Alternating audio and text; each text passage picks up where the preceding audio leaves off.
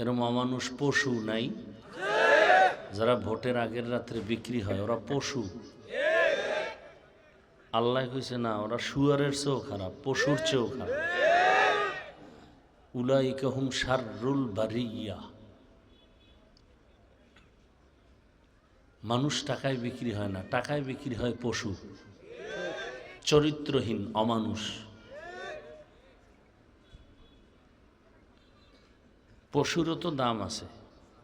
শেরপুর বাজারে ভালো মানের একটা মুরগি কিনতে গেলে 800 থেকে 1000, ভালো মানের একটা ছাগল কিনলে 20,000, ভালো মানের একটা গরু কিনলে 1 লাখ প্লাস। আর আপনারা বিক্রি হবেন ভোটের আগের রাত্রে 500 টাকায়।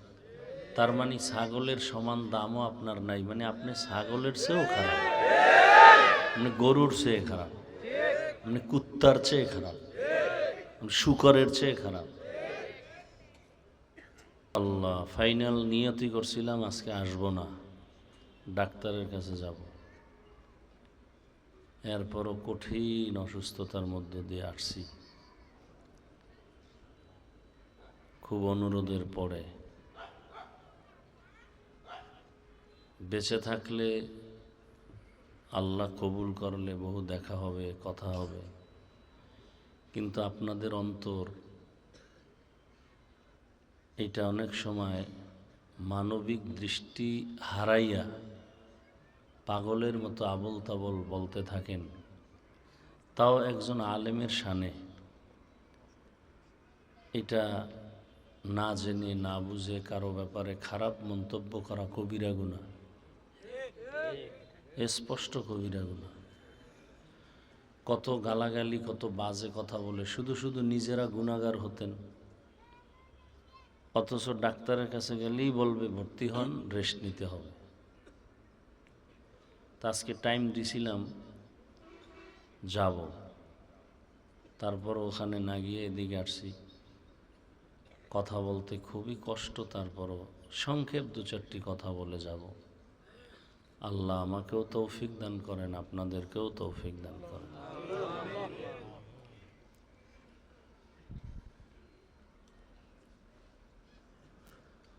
আল্লাহ, যে আয়াত ও হাদিস আমি তেলাওয়াত করছি ইখলাস রুহানিয়তের সমন্বয়, সহি নিয়তে সহি তরিকায় কিছু কথা বলার মতো, শুনবার মতো আল্লাহ আমাকে আপনাদের সকলকে তৌফিক দান করেন। ইয়া আইয়ুহাল্লাযীনা আমানুত্তাকুল্লাহ ওয়ালতানজুর নাফসুম মা কদ্দামাত লিগাদিন ওয়াত্তাকুল্লাহ ইন্নাল্লাহা খাবীরুম বিমা তা'মালুন। আল্লাহ বলেন, তোমরা আমি আল্লাহকে ভয় করো এবং তোমার সামনে একটা জীবন আছে, স্থায়ী জীবন। সেই জীবনের জন্য কি সম্বল সঞ্চয় করেছো সেদিকে মনোনিবেশ হও। ওয়াত্তাকুল্লাহ, আল্লাহ আবার বলেন আমাকে ভয় করো। ইন্নাল্লাহা খাবীরুম বিমা তা'মালুন, আল্লাহ বলেন তোমাদের কর্মের খবর আমি আল্লাহ অগ্রিম জানি। নবীজি বলেন, হুব্বুদ দুনিয়া রাসু কুল্লি খাতিআ, দুনিয়ার লোভ, ভালোবাসা, মোহাব্বত সব ধ্বংসের কারণ। আয়াত ও হাদিসের তরজমা শেষ। সংক্ষেপ কিছু ব্যাখ্যামূলক কথা।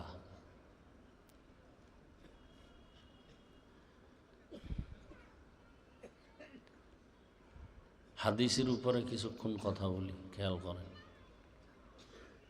নবীজি বলেন, দুনিয়ার লোভ, ভালোবাসা, মোহাব্বত সব কিছু ধ্বংসের কারণ। কথার একটু জবাব দিয়েন আল্লাহর ওয়াস্তে। দুনিয়ার লোভ, যত মানুষ দেখেন ধ্বংসের পথে আছে। আখেরাত মানে না, আল্লাহ মানে না, রসুল মানে না, ইসলাম মানে না। চিল্লেন না, বুঝেন, ঠান্ডা আওয়াজে জবাব দিন। এনে আমরা কারোর সাথে ঝগড়া করতে আসি নাই, রাস্তায় স্লোগান দিবেন, এখন চলতেছে না, রং চা খাইবেন আর চিল্লাইবেন, আর ভোটের আগের রাত্রে 500 টাকায় বিক্রি হয়ে যাবেন। কি এরম অমানুষ পশু নাই? যারা ভোটের আগের রাত্রে বিক্রি হয় ওরা পশু। আল্লাহ কইছে না, ওরা শুয়ারের চেয়েও খারাপ, পশুর চেয়েও খারাপ। উলাইকা হুম শাররুল বারিয়া। মানুষ টাকায় বিক্রি হয় না, টাকায় বিক্রি হয় পশু, চরিত্রহীন অমানুষ। পশুরও তো দাম আছে। শেরপুর বাজারে ভালো মানের একটা মুরগি কিনতে গেলে 800 থেকে 1000, ভালো মানের একটা ছাগল কিনলে 20,000, ভালো মানের একটা গরু কিনলে 1 লাখ প্লাস। আর আপনারা বিক্রি হবেন ভোটের আগের রাত্রে 500 টাকায়। তার মানে ছাগলের সমান দামও আপনার নাই, মানে আপনি ছাগলের চেয়েও খারাপ, মানে গরুর চেয়ে খারাপ, মানে কুত্তার চেয়ে খারাপ, শুকরের চেয়ে খারাপ। এই হলো বিবেক। এবার শুনেন দলিল, আল্লাহ কি বলছেন? যেই মানুষগুলো নিজের মানুষত্ব ধরে রাখে না, আল্লাহ তাদের ব্যাপারে বলেন সূরা আরাফ 9 পারা,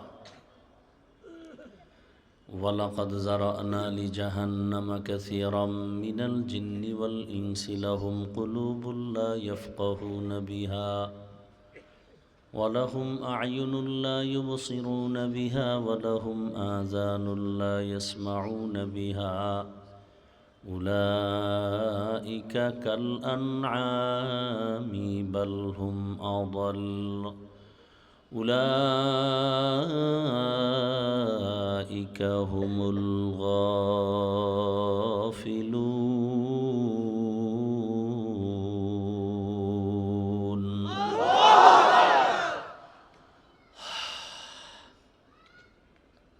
অধিকাংশ মানুষ জাহান্নামে যাবে 3টা দুর্বলতার কারণে। যেই মানুষগুলোকে আমি আল্লাহ গবেষণা করার জন্য কলব দান করেছি, কলব গবেষণা করবে এত সুন্দর আসমান বিনা কুটিতে কে টানায় রাখলো, গবেষণা করবে একা একা। একই মায়ের গর্ভ থেকে 5টা সন্তান আসছি, কারো চেহারার সাথে কারো মিল নেই, কারো কণ্ঠের সাথে কারো কণ্ঠের মিল নাই। আমি ঘুমায় গেলে আমাকে সজাগ আমার যিনি করে দেন, মরা হয়ে যায় ঘুমের মধ্যে, আমি মরা মরা না। ঘরের চুরি করিয়া কানের অলংকার টাইনা সরে নিয়ে যায়, টের পায় না, কেমন মরা মরছে। আল্লাহ বলেন আমি তোরে সজাগ না করলে কেউ সজাগ করতে। গবেষণা করবে। এই যে খানা খাইতেছি, খানা এত মজা, কাঁঠাল এত মজা, মাছ এত মজা, গোশত এত মজা, তরকারি এত মজা, এগুলো দুনিয়ার কেউ দিতে পারে না। মজা দিছেন যিনি, তার কাছে গবেষণা করে করে তার কাছে মাথা নত করবে। টাকার কারণে কোনো বেঈমানের কাছে মাথা নত করবে না। 2 নম্বর দুর্বলতা, আমি দেখার জন্য চক্ষু দিছি, দেখে না। কথা কি করে? হ্যাঁ দেখে, কি দেখে? উল্টা পাল্টা। দেখার জন্য বলেছি মা বাবাকে দেখবা সওয়াব, ওলামায়ে আহলে হকরে দেখবা সওয়াব, কোরআন খুলিয়া তাকায় তাকায় দেখবা সওয়াব, বাইতুল্লাহ তাকায় দেখবা সওয়াব, আল্লাহর কুদরতের নিদর্শন দেখবা সওয়াব।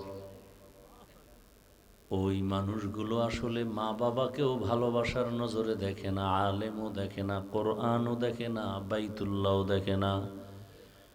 সময় পেলেই মোবাইলটা খুলিয়া শুধু গুনাহ দেখে, গুনাহ আর গুনাহ, শুধু গুনাহ দেখে।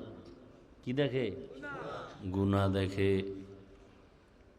চোখের গুনাহ, হাতের গুনাহ, জবানের গুনাহ, অন্তরের গুনাহ, শুধু গুনাহ আর গুনাহ। 3 নম্বর দুর্বলতা, আমি ওরে কান দিছিলাম শোনার জন্য। কি শুনবে? আজানের আওয়াজ, কোরআন তেলাওয়াতের আওয়াজ, উলামায়ে কেরামের কোরআন সুন্নাহ ভিত্তিক বয়ানের আওয়াজ। কিন্তু বান্দা শুনে গীবতের আওয়াজ, গানের আওয়াজ, মিথ্যা কথার আওয়াজ, গালির আওয়াজ। এবারকে মানুষগুলো কেমন? দেখতে মানুষ কিন্তু ভিতরটা কেমন জানো? আল্লাহ কয় উলাইকা কাল আনআম, এরা চতুষ্পদ জানোয়ারের মতো। গরুরে যদি বলেন এই গরু খবরদার, তোর আমার আন্ডারে যে খানা আছে এটা খাবি, পরেরটা খাবি না, শুনবে? কান আছে না গরুর? এরপরও কিন্তু শুনে না, ওর মতো চলে। আল্লাহ কয় যে এই মানুষটার মধ্যে আমি ভালো মন্দ যাচাই করার বিবেক দিলাম, ভালোটাকে গ্রহণ করবে, খারাপটাকে বর্জন করবে। এগুলো যারা করে না, আল্লাহ করা দেখতে মানুষ কিন্তু ভেতরটা কুকুরের চেয়েও খারাপ, কুকুরের চেয়েও। চতুষ্পদ জন্তু না, বলে বালহুম আদল, এর থেকেও খারাপ। এরপর আল্লাহ শেষ করে না, আরো একটা বাক্য বলছেন উলাইকা হুমুল গাফিলুন, এরা জাহান্নামী। অনেকে মনে করে হুজুর গো এগুলি বয়ান, এটি কি আমাদের জন্য? এবার আমি যদি আপনাকে ধরাই দিই, এরপর তো মানবেন না, ঘাড় তেরা না। আপনাদের লাইনে একটা যুবক ছেলে, এই যুবকেরা ভুলে গেছো, মাত্র কয়েক সপ্তাহ হইল তোমাদের লাইনের যুবকটা রক্তের ফোঁটা জমিনে ফালাইয়া গোটা দুনিয়াটাকে আলোড়ন তৈরি করে চলে গেল, আর বলে গেল পশু টাকায় বিক্রি হয়, অমানুষ টাকায় বিক্রি হয়, আমি হাদি টাকায় বিক্রি হই নাই। তুমি কেমন যুবক? একটু লজ্জা শরম আসে না? 40 বছর পর্যন্ত তোমার চেহারা থাকবে আলোকিত উজ্জ্বল, 25 বছরে চেহারা নষ্ট কেন? তোমার চেহারার দিকে আকর্ষণ নাই, তাকাইলে মায়া লাগে না, কারণ কি? কি পরিমাণ অপরাধ করেছো, অন্যায় করেছো। 1500 বছর আগে রঈসুল মুফাসসিরিন আব্দুল্লাহ ইবনে আব্বাস রাদিয়াল্লাহু তাআলা আনহু বলেছেন, মানুষ গুনাহ করতে করতে যখন সীমা লঙ্ঘন করবে, তখন তার উপরে নগদ শাস্তি আসবে 5টা। বুঝেন কথা, বুঝেন? গুনাহ করারও একটা সীমা না? এই সীমা লঙ্ঘন যখন করবে তখন 5 শাস্তি নগদ। প্রথম শাস্তি, চেহারার নূর আল্লাহ নিয়ে যাবেন, চেহারায় নূর থাকবে না। 2 নম্বর শাস্তি, খানায় বরকত থাকবে না, খাইবে ঠিক কিন্তু বাথরুমে যাইবে, খাওয়ার পরে রোগ বাড়বে, শক্তি আসবে না। এরকম 5টা শাস্তি। ওই ছেলেটার কথা কি ভুলে গেছো যুবক? রাস্তা দিয়ে হাঁটতেছে, মানুষ এসে এসে ইচ্ছা করে টাকা দেয়। এই ফেসবুকের গোলামেরা দেখো নাই? 50,000 টাকার বান্ডিল, ইন্তেকালের পরে তার অ্যাকাউন্ট চেক করে দেখা হলো কোটি কোটি টাকা জমা হয়ে গেছে। যুবকরা বলো, ওই ছেলে কোনোদিন লাইভে এসে টাকা চাইছে? হ্যাঁ? আর তোর চরিত্র কত খারাপ, সারা রাত মোবাইলে গুনাহ করবি, এমবি নাই,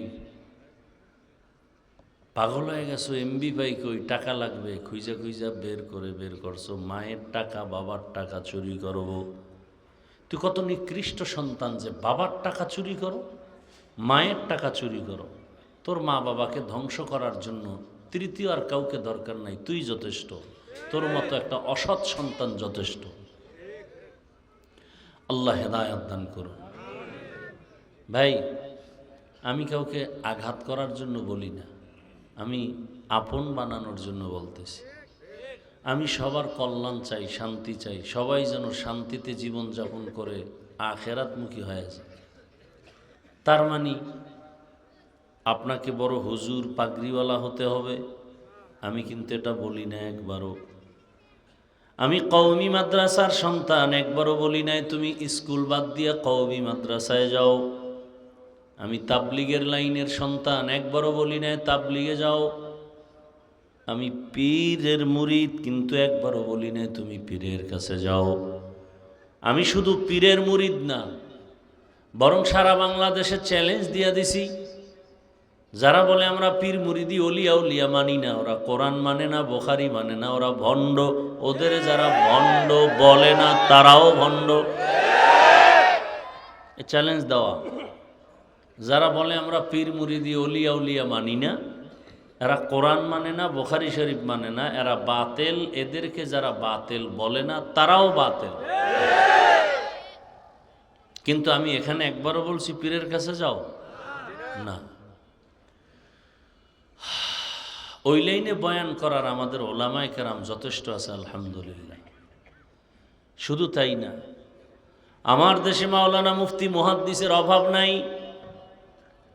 আমার দেশে অভাব যেটা, আমি ওই দিকটাকে একটু হাইলাইট করে বয়ান করি।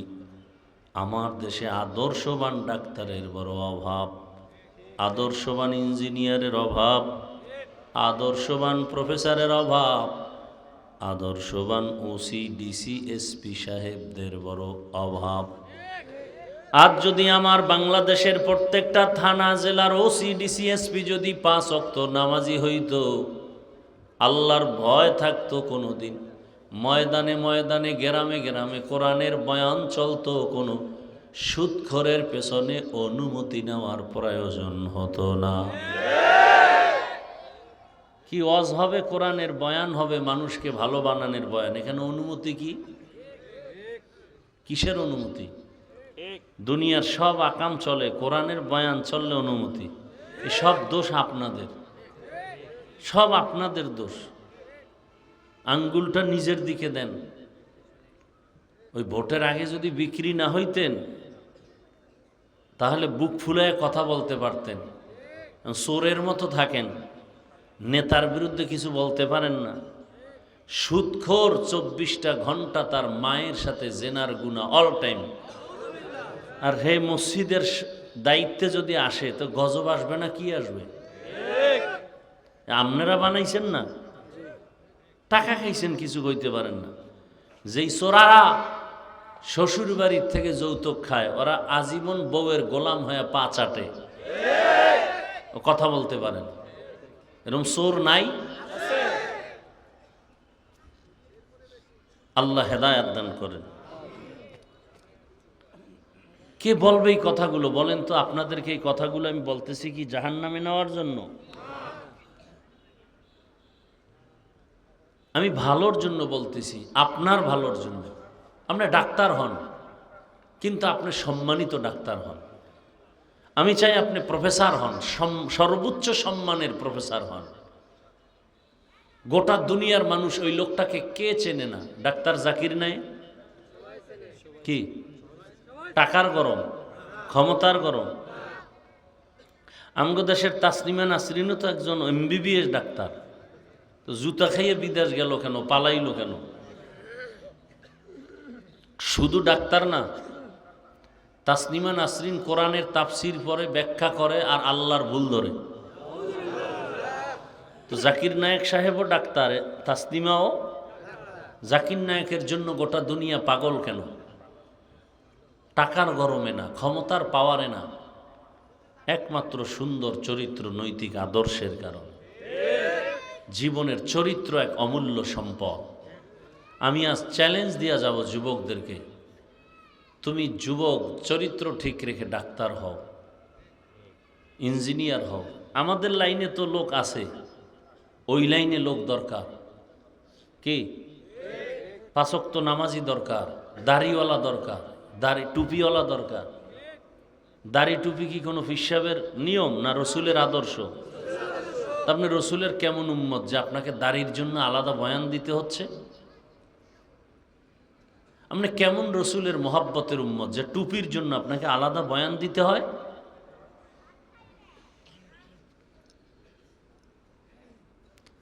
কেমন মুসলমান আপনি? আপনার আমার আল্লাহ এক, নবী এক, কোরআন এক, কাবা এক, ধর্ম এক, কালেমা এক, সব এক। কাফন এক, কালার এক, বিদায়বেলা কবরস্থানের কবরের সাইজ এক, ভেতরের প্রশ্ন এক, সব এক। অথচ আমি টুপি খুলতে চাই না, লজ্জা। আর আপনি কেমন কি বলবো, আপনি কেমন মুসলমান যে আপনি টুপি দিতে চান না, লজ্জা লাগে? মানে কেমন মুসলমান? আমি দাড়ি কাটতে চাই না, লজ্জা, আর আপনি দাড়ি রাখতে চান না, লজ্জা লাগে? আপনি কেমন মুসলমান? আমি পর্দা না করলে লজ্জা পাই, আর আপনি পর্দা করতে গেলে লজ্জা পান। আমি মসজিদে না গেলে লজ্জা পাই, আর আপনি মসজিদে গেলে লজ্জা পান। আপনি কত বড় নিকৃষ্ট মুসলমান! আবার মাস্তানি মাস্তানি ভাব দেখান। লজ্জা থাকলে তো চোখের পানি আসতো, মাথা নত হইতো, যে আসলে আমি একটা রসুলের উম্মত হয়ে এত বড় খারাপ হইলাম কেন? অথচ আপনাদের লাইনে, হুজুর না, জীবনে মাদ্রাসায় যায় না, আপনাদের লাইনে, জেনারেল লাইনের মানুষ, দাড়িওয়ালা নামাজি, র্যাব আর্মি নাই? সত্য বলেন, মিথ্যা বলেন না? ওসি ডিসি এসপি দাড়িওয়ালা নামাজি নাই? আপনার উপরে কার গজব লাগছে বলেন তো? কার বরদোয়া নিছেন বলেন? কার অভিশাপ নিয়েছেন বলেন? আপনার মতো জেনারেল লাইনের মানুষ, স্কুলে পড়ে, কলেজে পড়ে, প্রফেসর, ডাক্তার, ইঞ্জিনিয়ার, দাড়িওয়ালা, 5 ওয়াক্ত নামাজি, 1 টাকাও হারাম খায় না, নাই? আপনার কপালে কার বরদোয়া লাগছে বলেন? আপনি অবশ্যই অভিশপ্ত, আপনার উপরে কারো অভিশাপ লাগছে। না হয় মুসলমান হয়ে আপনি দাড়িকে পছন্দ করবেন না কেন? যদি পছন্দ করেন তাই তো কইবেন, হুজুর দোয়া করেন, চেষ্টা করি, পারি না। যদি বেদবি করে বলেন দাড়ি না রাখলে অসুবিধা কি? তো রসুল যদি বলে তোর মতো বেদব উম্মত না হইলে অসুবিধা কি? কি রাগ করতেছেন না? এই কথাগুলো আমরা যদি আপনাদের না বলি, কে বলবে বলেন তো? আর আমি তো কোরআন হাদিসের আলোকে ইসলামকে উঁচু করার জন্য বলতেছি, আপনার কল্যাণের জন্য বলতেছি। কই আমি তো হুজুর হইতে বলি না, আমি তো আরো বলতেছি ডাক্তার হন, ইঞ্জিনিয়ার হন, প্রফেসর হন, ওসি হন, এমপি হন, বেয়াদব হইয়েন না। কি আপনাদের লাইনে রাস্তায় গাড়ি চালায় ড্রাইভার নামাজি নাই? ব্যবসায়ী বাবারা বলেন তো, আপনাদের ব্যবসায়ীদের মধ্যে নামাজি নাই? তা আপনি পারবেন না কেন? চাকরিজীবী বাবার, আপনাদের মধ্যে কি চাকরিজীবী নামাজি দাড়িওয়ালা নাই? আপনি পারবেন না কেন? রিজিকের মালিককে তাল মিলেন না, বুঝা শুই না। কোন কয়দিনের জন্য? কতটুকু? প্রতিদিনের অর্ধেক? হ্যাঁ, পিপিলিকার খানা কে দেন? নদীর মাছ হাজার হাজার কে খাওয়ায়? উড়ন্ত পাখি সারাদিন উড়ে, উড়তে উড়তে পেট ভইরা সন্ধ্যায় বাসায় আসে, কে খাওয়ায়? জঙ্গলের প্রাণীর খানা কে দেন? ওরা দামি না আমরা দামি? আমরা। তা আপনি টাকার জন্য দাড়ি কাটছেন কেন?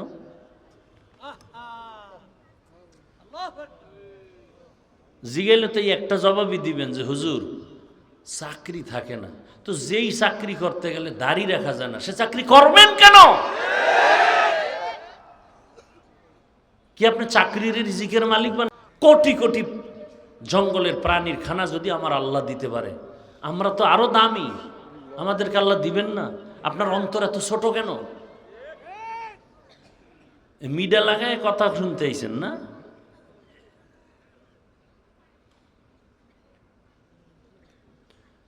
আল্লাহ কি বাহাদুর! কই 10 তলা বিল্ডিং খাড়ায় রয়েছে, আর বাহাদুরে কলাপাতা বিছিয়ে জঙ্গলে ঘুমায়। এই মাস্তানির লাভ কি? কোনো লাভ আছে? কয়দিন? নমরুদ কই, ফেরাউন কই, সাদ্দাত কই, সাদ্দাম কই, গাদ্দাফি কই, বুশ কই, আরো রা কই? কিছুদিন পরে শুনবো আপনারা কই। আকাম করলে তো আপনারও বিল্ডিং থুইয়া পালাইতে হইব। একই তো নিয়ম। নিয়ম কি 2 নাকি? টাকা দিয়া সম্মান কিনলে কি হয়? প্রথমে ফুলের মালা, ফাইনালে জুতার মালা। আর আমরা সম্মান কিনার জন্য ঘুরি না, আল্লাহর কাছে ভোর রাত্রে কান্না করি। বঙ্গোপসাগর কুয়াকাটার থেকে একটা থাপ্পড় দিয়ে আল্লাহ বগুড়ার জমিনে চেয়ারে বসায় বয়ান শুনাইতেছে। কোন দল আইলো আর গেল জানার দরকার নাই। এমপি সাহেব দেখছে, হুজুর আপনার নাম শুনছি, দেখা হয়ে গেছে, দোয়া করেন। আর আপনি এই এমপির পিছে ঘুরতে ঘুরতে পায়ের চামড়া শেষ, যখন চেয়ারে বসাই দিয়েছেন এবার দেখা করতে গেলে 1 সপ্তাহ আগে সিরিয়াল লও। টাকার সম্মানের জ্বালা কেমন! আপনি তো গোলাম, ও জানে ওরা তো কিনে ফেলাইছি 500 টাকায়। অতএব যেদিন ঘুম এদিন, রাইতে ঘুম রাত 3টায় আসবি, কয়েকদিন ঘুম ঘুম বাদ। কোন এমপি আমাকে বলতে পারবে? বরং এমপি অপেক্ষায় থাকবে হুজুরের সাথে একটু দোয়া নেওয়ার জন্য আসি। এটা টাকা দিয়ে কিনছি? আপনাদেরকে বুঝাবার জন্য বলছি, ছোট করতেছি না, বুঝাবার জন্য বলি। আল্লাহ বিবেক দিছে, বুঝেন না কেন? কেন বুঝেন না? মহামারী করোনা, স্কুল কলেজ বন্ধ, ফ্যাক্টরি চাকরি ব্যবসা গাড়ি সব বন্ধ, মাদ্রাসা তো বন্ধ হয় নাই। দেখার পরেও মানেন না কেন? বাবার করোনা, ছেলে পাশে যায় না, যদি মরে শেষ পর্যন্ত বাবায় মইরেই গেছে, এলাকার গরিবের কয় কিছু টাকা দিলাম, লাশটা রাস্তায় থুইয়াই। এই শত শত করোনার লাশ আমাকে হুজুরেরা আলেমরা কাঁধে নিয়ে গোসল করাইয়া কাফন পরাইয়া জানাজা দিয়ে কবরে রাখছে। একটা হুজুরও তো করোনায় মরে নাই। এগুলো চোখের সামনের কথা, তো গাইবি বয়ান না, এত নগদ বয়ান।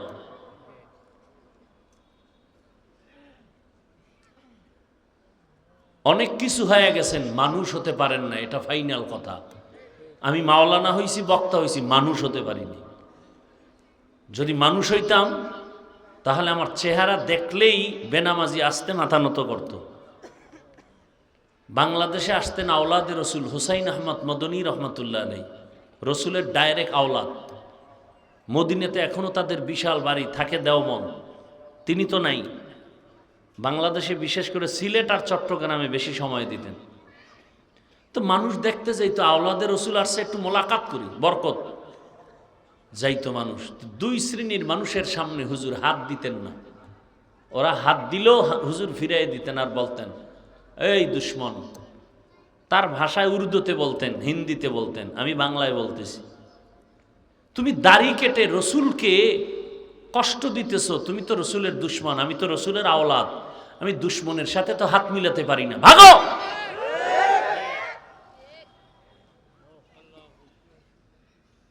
আর 1 শ্রেণীর মানুষের সাথে হুজুর হাত মিলাতেন না, আওলাদে রসুল, যারা সাহাবায়ে কেরামের বিরোধিতা করে, এরাও রসুলের দুশ্মন।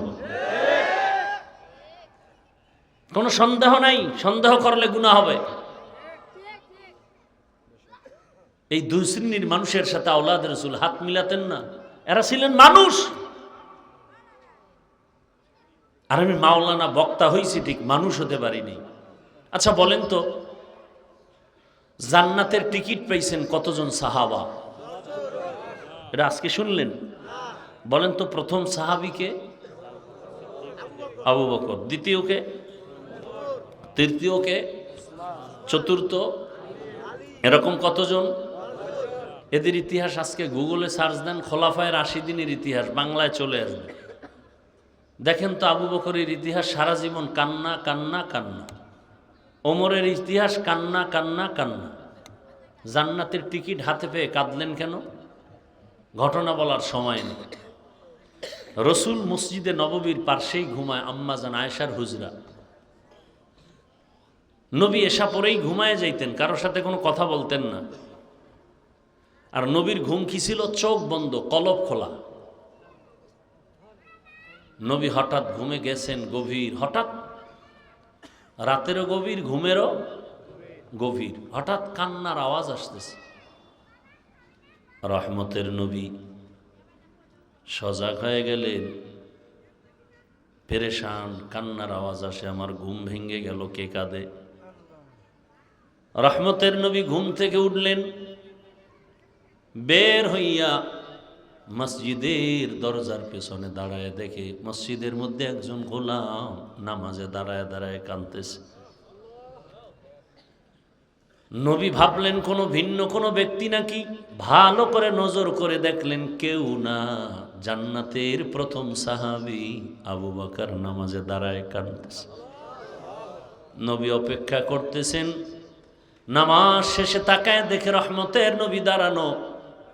আবু বকর বললেন, ইয়া রাসূলুল্লাহ, আমাকে মাফ করে দেন, আমার কান্না আমি কন্ট্রোল করতে পারি নাই, আওয়াজটা বেড়ে গেছে, আপনার ঘুম ভেঙে গেছে, আমাকে মাফ করে দেন। নবীজি বলেন, আপনি কাঁদলেন কেন? বলে, আল্লাহর আদালতে কেমনে দাঁড়াবো সেই ভয়ে কাঁদছি। কেন? আপনার না জান্নাতের টিকিট আছে? বলে আছে। কিন্তু নবী আপনিই তো বয়ান করেছেন হাসরের ময়দানে সব নারী পুরুষ সব উলঙ্গ দাঁড়াবে, একসাথে দাঁড়াবে। হাসরের ময়দানে সূর্যের গরম, জাহান্নামের আগুনের আওয়াজ, আবার আল্লাহও রাগ করে আওয়াজ দিবেন, হুঙ্কার দিবেন, লিমানিল মুলকুল ইয়াউম লিল্লাহিল ওয়াহিদিল কাহ্হার। নবী আপনিই তো কান্না করে বয়ান করেছেন হাসরের মাঠে এমন হালাত হবে, আমার আল্লাহ যখন রাগ হয়ে আওয়াজ দিবেন তখন হাসরের মাঠ থরথর করে কাঁপতে থাকবে।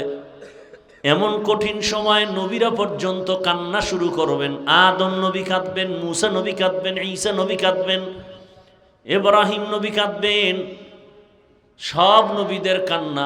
নবীরা যদি কান্না করে, আমি আবু বকরের উপায় কি? ওই দিন আল্লাহ পাক আমি আবু বকরকে ডেকে যদি বলেন, আমার জান্নাতের জন্য কি আমল নিয়ে আসছো?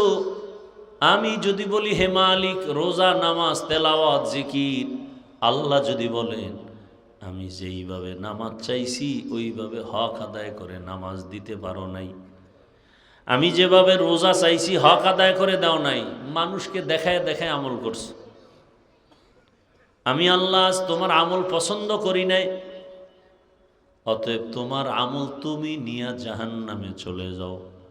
আল্লাহ যদি বলেন, ওই সময় কে আমাকে ফিরাবে? ওই ভয়ে আমি চোখের পানি ছেড়ে কান্না শুরু করেছি, আমি আল্লাহর আদালতে কেমনে দাঁড়াবো। বড় কঠিন হালাত। এভাবে বলতে থাকলে সারা রাত চলে যাবে। ওমরে ফারুককে নবীজি বলেন, আকাশের দিকে তাকায় দেখো কত তারকা, গণনা করা যায় না। আমার ওমরের আমলে তো বেশি গণনা করা যায় না। ভালো করে বুঝেন, সব নবী রসুল আমার আল্লাহর আশিক, আর আমার আল্লাহ হলেন শুধু মুহাম্মদের আশিক। বুঝেন বুঝেন। আবার ভিন্ন লাইনে সব সাহাবারা নবীজির আশিক, আর নবী শুধু ওমরের আশিক। বুঝেন না? বুঝার মেধাও নাই। সব নবী রসুল আল্লাহর আশিক। আল্লাহ কার আশিক? নবীজির আশিক। ব্যবধান আছে না নাই? আবার সমস্ত সাহাবায়ে কেরাম আমার রসুলের আশিক, আর আমার রসুল হলেন একমাত্র ওমরের আশিক। তার মানে ওমরের মর্যাদা কত বেশি হিসাব করেন। কিন্তু কপাল খারাপ, বাংলাদেশে কিছু টুপিওয়ালারা পর্যন্ত সে ওমরকে ভণ্ড বলার দুঃসাহস পায়। কত বড় বেয়াদব চিন্তা করেন। বেয়াদবির তো একটা সীমানা থাকা উচিত। ওমরে ফারুকের ঘটনা বললে রাত পার হয়ে যাবে। অর্ধজাহানের খলিফা ওমর, কোনো বডিগার্ড নেই, একা একা রাতের বেলা ঘুরে। আমার জনগণের কি হালাত, আর আমাদের নেতাদের কি হালাত। ভোট পর্যন্ত পায়ে ধরতে গিয়া রাতে ঘুমাবে না, কিন্তু চেয়ারে বসলে সারা বছরে আর খুঁজে পাওয়া যাবে না। আমি এক প্রার্থীরই কই, এই মিয়া, এই জনগণের পিছনে যেই পরিমাণ ঘুরেন, এর 100 ভাগের মাত্র 5 ভাগও যদি আমার মাওলার কাছে ভোর রাইতে একটু কালেকশন করতেন, তো বিজয়ের মালা তো আপনারটা কেউ নিতে পারতো না। নামাজও পড়ে না, মনে করছে জনগণ সব উল্টায় দিবে, মাওলার সাথে সম্পর্কের কোনো দরকার নেই। অথচ সারা রাত চাইলেই কিন্তু তাহাজ্জুদ পড়তে পারে, পারে না? চাইলেই পারে যে আল্লাহ তোমার বান্দাদের কাছে গেলাম, তুমি তোমার বান্দাদের দিলে আমার প্রতি মায়া বাড়ায় দাও। কি মানুষের অন্তরে তো মায়া মোহাব্বত আল্লাহ বাড়ায় দিবেন, সে আল্লাহকে রাজি করেন।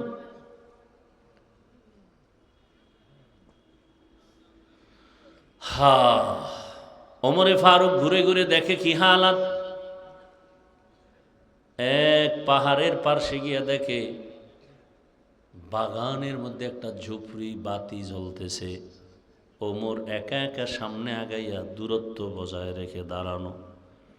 হঠাৎ ওমরে ফারুক রাদিয়াল্লাহু আনহু শুনতেছে ঘরের মধ্যে মহিলাদের কণ্ঠের আওয়াজ। মা তার মেয়েকে ডেকে বলে, ও সন্তান, আগামীকাল বাজারে দুধ বিক্রি করতে নিবি, গাভীর দুধ, পানি বেশি দিয়ে নিস। মেয়ে বলে, ওমর যদি খবর পায় কল্লা ফালায় দিবে। ওমর কই? ঘরের পাশে। মা কয়, ওমর দেখবে না। মেয়ে ডাক দিয়া কয়, ওমর যদিও দেখবে না, ওমরের আল্লাহ তো দেখবেন। ওমর এতটুকু শুই না চুপচাপ চলে গেছে। পরের দিন আদালতে ডেকে পাঠানেন ওই মেয়ে মা দনোজনকে, আমার আদালতে আনো। দনোজনকে আদালতে হাজির করার জন্য যখন লোক চলে গেল, খবর শুনেই দনোজন কান্না শুরু করছে। ওমর ডাকছে, মনে হয় আজ আমার ফাঁসি ছাড়া কোনো উপায় নাই। কারণ ওমর অন্যায়ের কাছে মাথা নত করে না। মাও কাঁদে, মেয়েও কাঁদে।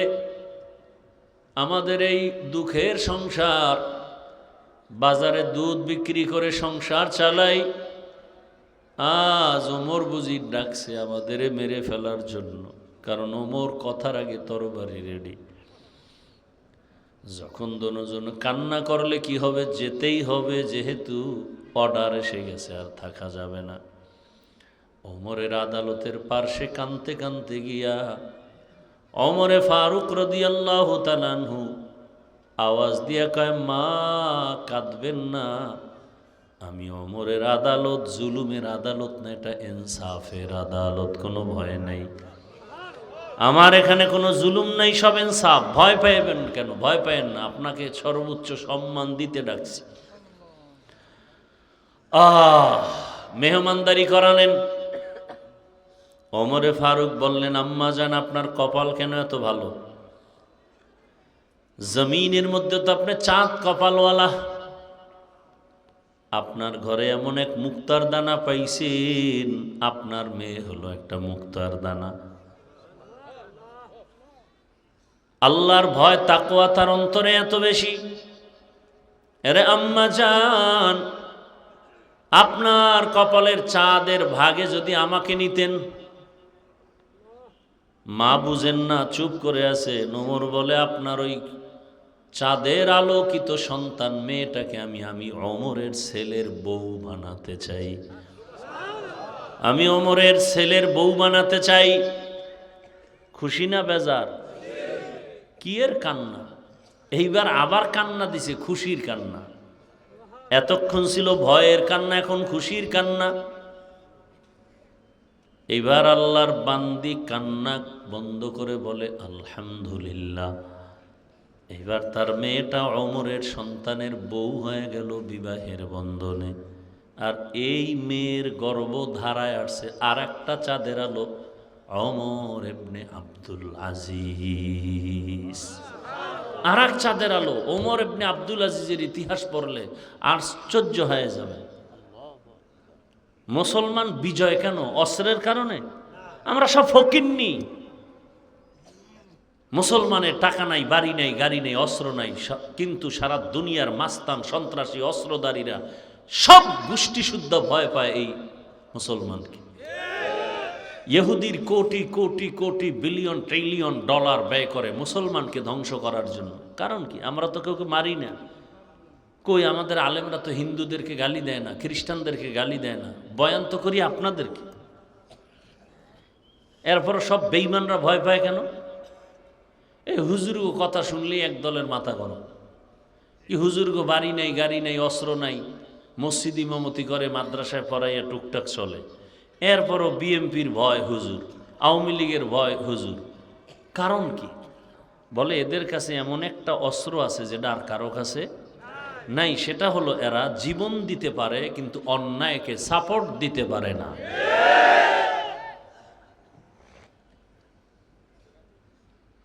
বড় কঠিন হালাত। বাংলাদেশে যতটা আন্দোলন বিজয়ী হয়েছে শুধু হুজুররা মাঠে নামার কারণে। জুলাই আন্দোলন বিজয় হয়েছে কাদের কারণে? ওলামায়ে কেরাম, ছাত্র সব নামছে। অথচ সেই সনদের মধ্যে দুনিয়ার সবগুলোর নাম আছে, একটা মাদ্রাসার ছাত্রদের নাম নাই। এ কথা বলবো কোথায়? শুনবে কে? শোনার মানুষ নাই, বলার মানুষ নাই, বিরোধিতা করার মানুষের অভাব নাই। আলেমের অবদান, অথচ এটাকে মুছে ফেলল। নাই আলেমদের কোনো একটা কলাম সনদের মধ্যে নাই। যাত্রাবাড়ির ওখানে কি পরিমাণ ছাত্র শহীদ হয়ে গেল চোখের সামনে, নাই তাদের কোনো নাম। আল্লাহ হেদায়েত দান করুন। কি বয়ান করব বলে? যাদের নামটা সুদের খাতায়, এরা হজ করলে কবুল হবে না, দান করলে কবুল হবে না, নামাজ পড়লে কবুল হবে না, জিকির করলে কবুল হবে না, তেলাওয়াত করলে কবুল হবে না, কি বয়ান করব বলেন?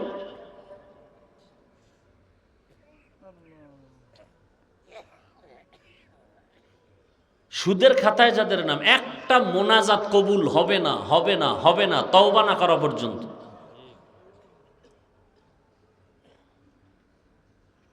তা আপনি সারা জীবন সেজদা দিয়ে কপালে দাগ ফালাইলে লাভ কি? যদি আপনার ছেলে হারাম টাকা কামাই করে দেয় আর আপনি পেট ভরে খান।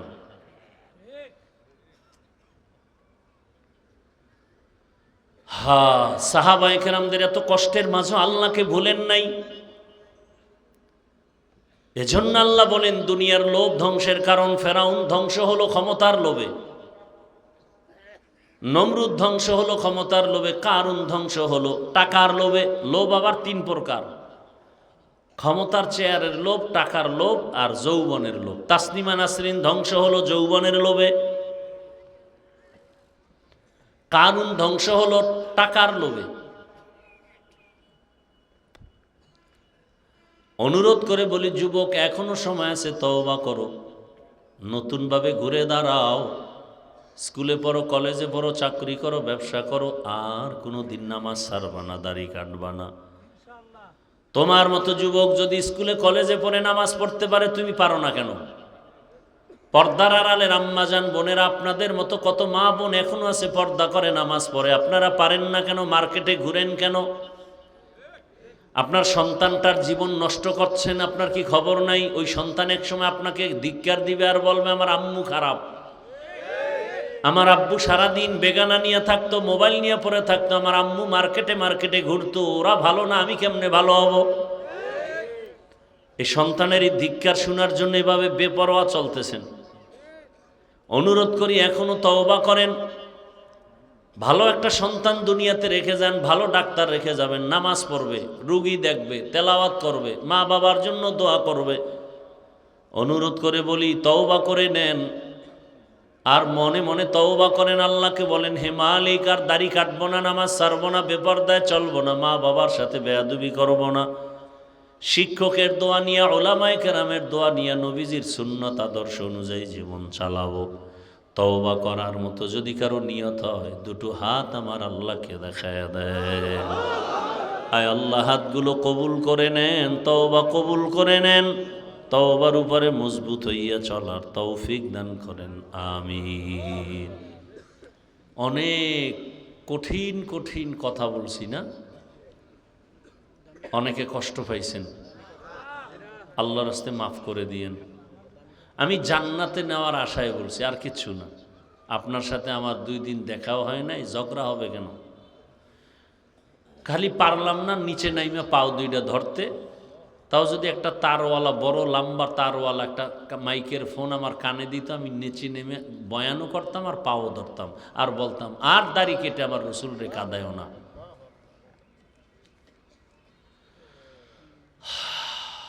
আল্লাহ পাক এ মাহফিল কবুল করেন। দোয়া করি কি